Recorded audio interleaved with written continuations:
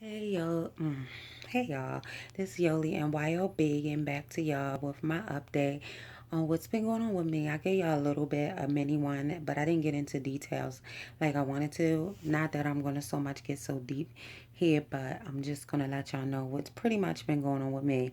So, y'all already know that I had my knee replacement surgery already, and I want to say excuse my wardrobe malfunction going on here. Not even a malfunction, just that I'm in pajamas because I'm tired. I had a rough day. I'll tell y'all about it later. But anyway, so yeah, y'all know I had my knee surgery. I had it on April 28th. And I'll tell y'all what happened. April 28th was the day of the surgery, so I pretty much slept the whole day. The next day, when you get knee surgery, for people that's gonna get it and want to know what happens, I'll let you know quickly what happens, some stuff. But just to let you know, mainly people that get it is older, not young people, unless they have severe problems. It's very rarely somebody my age or younger or older than me, unless they're like 50 or mainly 60 and over, get this surgery. So anyway, in case this would be helpful to anybody, April 28th, I had the surgery. They kind of let you sleep the whole day. And the next day, they get you up for therapy. So I was in there for 4 days. They keep you for 4 days, and you have to get up the next day for therapy because the muscles and everything in there will get stiff, and you need to keep them moving so they don't get stiff. Um, and you gotta must keep on yeah, moving. So I got up the next day. My experience in the hospital, I had an allergic reaction to the morphine, which I told them I couldn't have morphine and I couldn't have Percocet, but they didn't listen. They gave it to me. They ended up having to give me a Benadryl because I really had a bad reaction. So, like I said, I did my therapy for 4 days.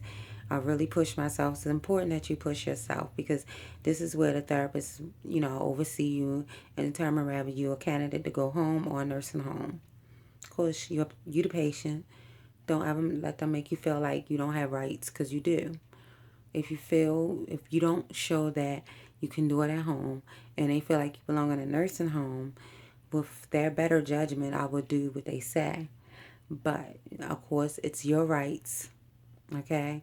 Don't let them make you feel like it's not. Go home if you have somebody there to help you. But my judgment is if you know in your heart that you need that extra boost and you need to be in a nursing home and you don't have the support at home, go. So anyway, yeah, after the 4 days I went home. I had to return back to the hospital within a week, probably a little less than a week, because my knee was warm. It swelled up. I mean, of course, let's just keep it real. It was a knee replacement. They took the old knee out. They put a new one in. They drilled the replacement in, glued it down, cemented down, everything. So of course it was gonna be some big swelling and a lot of pain. I expected, but it was huge. It was like twice the size or three times the size of my normal leg. And I'll show y'all my normal leg. And this is not the leg that I had surgery on. So this is the size of my normal leg. Okay, so I will show y'all the one I had surgery on. So, and I had a lump on the side of my leg. So, first thing first, my mom a nurse, and I'm working in nurse field myself. So, therefore, first thing first, you would think that it's a blood clot and it's warm. So, I immediately went to the emergency room. Went to the patient first that they can see me because, cutting all the small chat because there was a blood clot and they don't see you for stuff like that.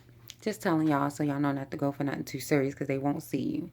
So, I went to the neighborhood hospital, which I shouldn't have went. Had a bad experience there, cutting all that short, and they had to transfer me to where I had the surgery at, and found out I did not have a blood clot, but I did have an infection, and I had cellulitis.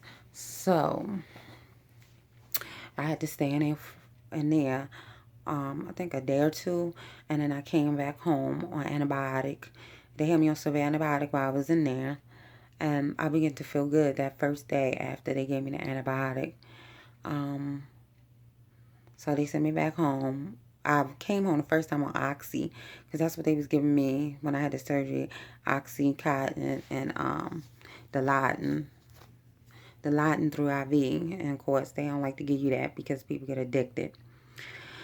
But so they sent me home with Oxy, and Oxy is in the family with Percocet and all that. So they seen that I wasn't doing too good with Oxy, so they put me on Lortab.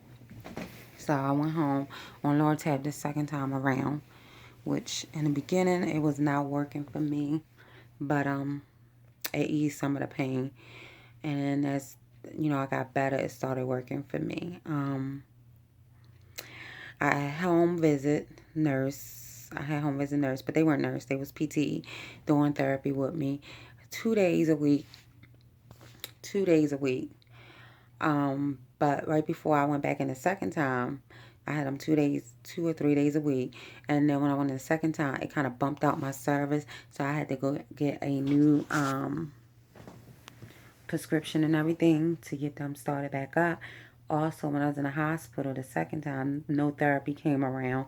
I tried to walk and take care of myself, but at the time I was fresh to it and I didn't know what to do and everything. Uh, I just do what I knew but I didn't know everything. So, meantime, legs stiffening up because I didn't know. I tried to walk it out, but I was walking with a straight leg, limping with a walker, no bending. So no therapy came because it was like a big hassle with my insurance. So I'm home trying to walk it out still and do the best that I can do what I knew of really not too much bending because I wasn't educated on it. I knew that I had to bend, but I just didn't know what type of bending to do. Being in the nursing field, I knew it was bending, but the pain was hurting so bad, so I didn't bend it as much as I should have, but I was bending and walking, but walking with a straight leg. And I thought I was doing good, but I wasn't. So that went on for a while. Finally, I got my insurance to kick in and got my therapy started back out at home. And by the time they got here, my leg had already stiffened up and wouldn't bend. So my therapist was going to take a drastic technique in getting it bent. So she did. And then I went in between the times of visit her coming, I took a drastic technique and trying to make it bend myself. Of course, I don't want to go through surgery again. So I was doing good. I, went from it was a 35-degree angle to a 50, 65-degree angle.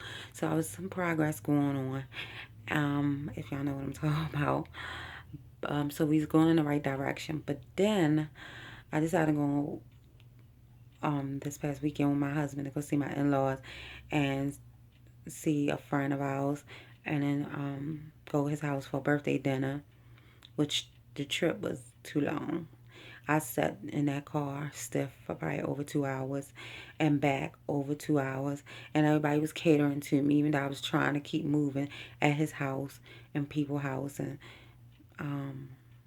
they wouldn't let me move too much. But I knew I had to move. But meanwhile, my husband had to make a couple errands down at his, and his family lived like 2-3 hours away from here. So he had to make a couple errands and stops and stuff, visiting people, and it's too much show getting me out the car with the walker, so I pretty much sat. I don't know the total time, but the next day I had therapy. I was back less than where I started with, less than 30-degree angle, I guess. So she kept pushing and pushing. It wouldn't work. I was in severe pain. I know this is an old thing, but it was a rainstorm, drizzling the next day. It seemed like things got worse.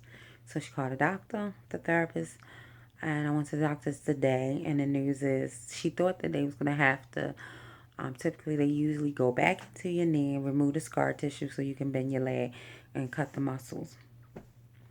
But he didn't want to go through that because sometimes people, when you go back in, it creates more scar tissue, which makes sense. My doctor just thinking. So he decided he's going to sedate me, make me go to sleep, and he's going to, I guess you can call it reset it, bend it, twist it, do his thing to get it to bend and rip the muscles without cutting inside. That's an outpatient procedure, so I'll be getting that done and then I'll go home the same day. I'm pretty sure that's going to be very painful. And then I think I will resume to therapy again. So here we go down this road. So remember, for y'all people that's getting knee replacement, bend, bend, bend. I don't care if your therapist don't come. Just bend. Bend that sucker. Bend it. Bend it. If it hurts, bend it. Because you don't want to go through what I go through. Or worse. Because it could have been worse. So that's where I'm at now. I'm still on she put me on the cane in the house, walker in public. She did that recently. I don't know if my therapist thinking straight because she just told me after she said I wasn't safe to be on the cane out in public. She put me on a walker like the next day. I was going to use on the cane the next day in the public. So I don't know. I was going to use my cane, and I went to go outside, and I just didn't feel comfortable. So I pulled my walker back out because, mind you, my knee don't bend. And sometimes it'd be like shivering, like I'm about to fall, and I don't want to fall. So I'm going to just wait. And my doctor knows I talked to him, and, we decided to stay on the walker and wait until all this gets done and see if I can progress onto the cane after that. Anyway, I'll have to go backwards anyway to the walker. So why come off of it now? Anyway.